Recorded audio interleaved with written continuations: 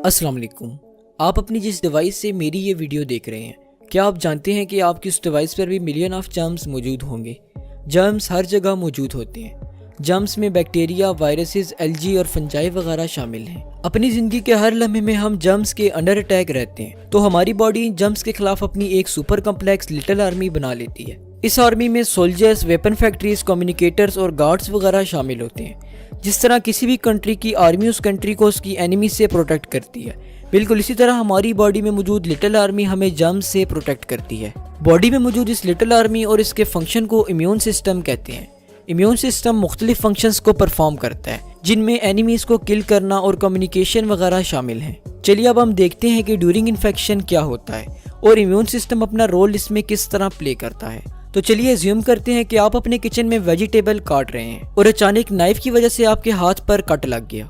Immune system का सबसे पहला बैरियर स्किन है, लेकिन जैसे ही आपको कट लगेगा वो बैरियर खत्म हो जाएगा और बैक्टीरिया फौरन से इस अपॉर्चुनिटी का फायदा उठाएंगे और आपकी बॉडी में इंटर हो जाएंगे। वो आपकी बॉडी में इंटर होते ही आपकी बॉडी के रिसोर्सेज को यूज करते हुए अपना नंबर इंक्रीज करेंगे। बैक्टीरिया हर 20 मिनट्स के बाद अपना नंबर डबल कर लेते हैं और इस तरह कुछ ही देर में बैक्टीरिया की एक बहुत बड़ी पॉपुलेशन आपकी बॉडी में तैयार हो जाती है और फिर ये पॉपुलेशन आपकी बॉडी को डैमेज करना स्टार्ट कर देती है। इस सिचुएशन में आपकी बॉडी की नेचुरल आर्मी फौरन एक्टिव हो जाती है। हमारी बॉडी में मौजूद गार्ड सेल्स, जिन्हें मैक्रोफेजेस कहते हैं, वो इमीडिएटली इन्फेक्शन साइट पर पहुंच जाते हैं। इन्फेक्शन साइट उस जगह को कहते हैं जहां इंजरी होती है। मैक्रोफेजेस साइज में 21 माइक्रोमीटर्स तक हो सकते हैं। मैक्रोफेजेस इन्फेक्शन साइट पर पहुंचते ही इंट्रूडर्स को किल कर देते हैं। इंट्रूडर्स उन जर्म्स को कहते हैं जो बॉडी पर अटैक करें। मैक्रोफेजेस 100 इंट्रूडर्स को किल कर सकते हैं।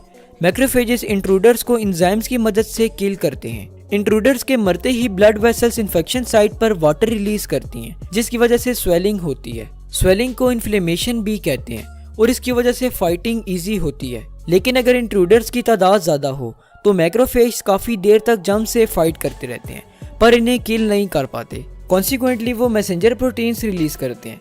मैसेंजर प्रोटीन्स मैक्रोफेज का मैसेज लेकर ब्लड में पहुंच जाते हैं। ब्लड में एक डिफेंसिव सब्सटेंस मौजूद है जिसे न्यूट्रोफिल कहते हैं। न्यूट्रोफिल को जैसे ही मैसेज मिलता है वो बहुत गुस्से में ब्लड से अपनी जगह को छोड़ते हुए इन्फेक्शन साइट पर पहुंच जाते हैं। न्यूट्रोफिल्स बहुत फ्यूरियसली जर्म से फाइट करती हैं और फाइटिंग के दौरान हेल्दी सेल को भी किल कर देते हैं। इस वजह से बॉडी को नुकसान का सामना करना पड़ता है, क्योंकि न्यूट्रोफिल बहुत डेडली सब्सटेंस है। इस वजह से ये 5 डेज के अंदर ही अंदर सुसाइड कर लेते हैं ताकि हेल्दी सेल्स डैमेज होने से बच जाएं।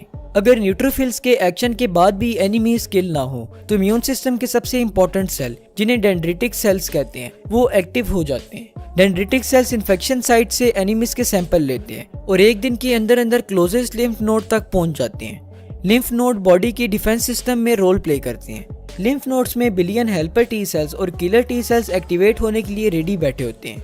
जब टी सेल्स बनते हैं तो इन्हें स्पेशल ट्रेनिंग से गुजारा जाता है और ये इम्यून सिस्टम के सबसे बेस्ट सेल्स होते हैं। टी सेल्स जैसे ही एक्टिवेट होते हैं वो इन्फेक्शन साइट पर पहुंच जाते हैं और इंट्रूडर्स के साथ बाइंड करते हैं और अपना नंबर इंक्रीज करते हैं। टी सेल्स इंट्रूडर्स को किल कर देते हैं।